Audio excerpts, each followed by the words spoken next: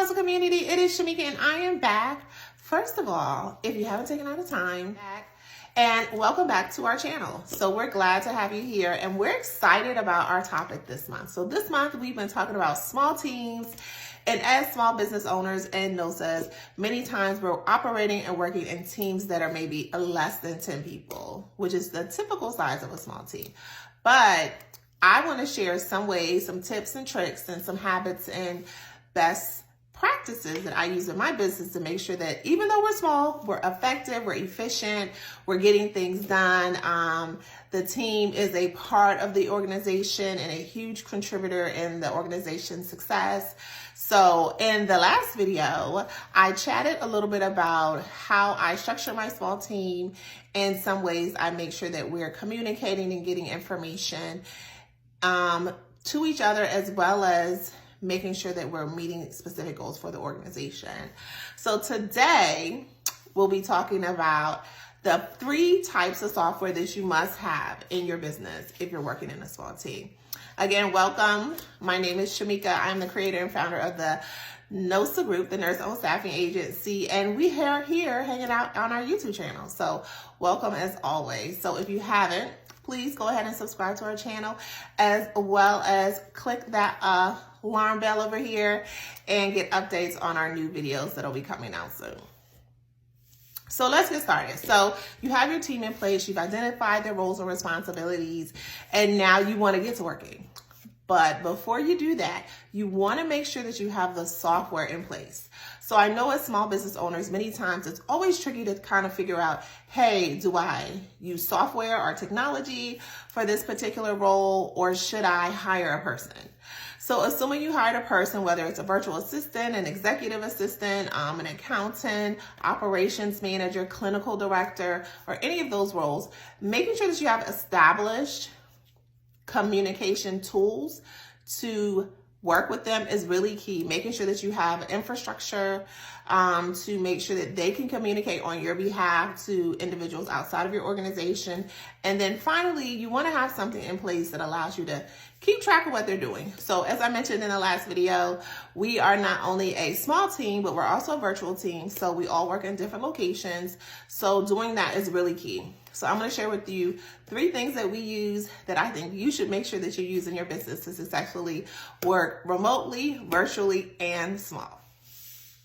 So the first thing that I'm going to talk about is really important because it kind of sets the tone for the communication pipelines within your organization. And that is a platform like Trello or Notion or Monday, a project management software that allows you to create a template of how the organization runs virtually and then create multiple communication streams. So what does that look like? So for us, we have a Trello board. In other platforms, they may call it something different. And then from there, the organization's kind of foundation, a little bit about the company, a little bit about me, the founder, and our social media, as well as mission, vision, all that information is listed on our Trello board. In addition to that, we kind of have places that include kind of to-do lists, priorities, fourth quarter goals or first quarter 2023 goals that kind of set the tone for what's the plan for the overall organization. And then from there, you have individual Trello boards or Trello columns that allow you to individualize task activities and assignments. So later on in the month, I'll share a little bit of a peek into my Trello board so you guys can have an idea. But Trello or Monday or Notion are all project management software, which really allows you to operate all of them are project management software that allows you to integrate into multiple other platforms like G Suites or any sort of time tracking platform that you may have, and so that information can flow across multiple software systems. The next thing is HubSpot. So we use HubSpot. It's what our virtual assistant company uses to track actual activities. So you want to make sure that you're not only creating assignments, you're creating clear expectations, that you're tracking them, and that you're able to communicate any changes. So one of the ways that we track those activities is through HubSpot, in addition to Trello, but HubSpot, where we virtually can see what's being done on their side from a work standpoint of view, in addition to actually seeing the completed assignments.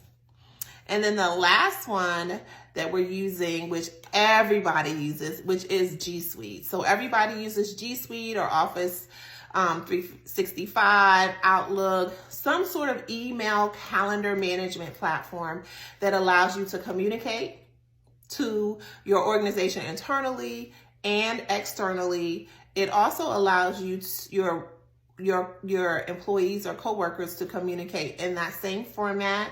It allows you to manage your calendars so you can create meeting requests.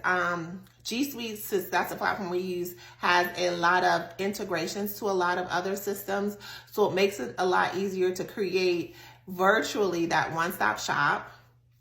So we are able to kind of connect our Zoom meetings to our Gmail, also to be able to connect Trello to Notion or any other platforms that we're using, so that we're not constantly having to open up multiple platforms or softwares to get things accomplished. Everything kind of talks to each other, which is really nice. So hopefully that helps you guys. I know you guys are using some amazing software and technology in your business. So if you want to share some things that you're using that helps you work with your small team, please feel free to do so in the comment section.